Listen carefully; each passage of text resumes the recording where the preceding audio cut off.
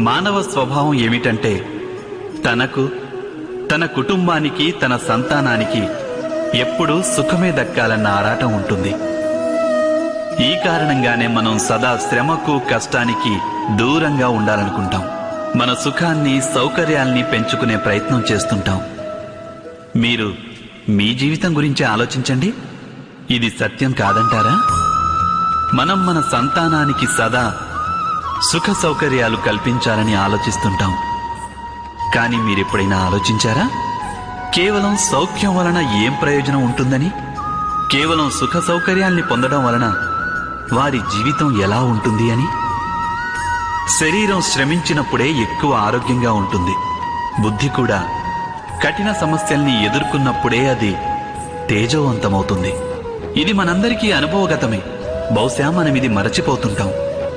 మనస్సుకు, ఆత్మకు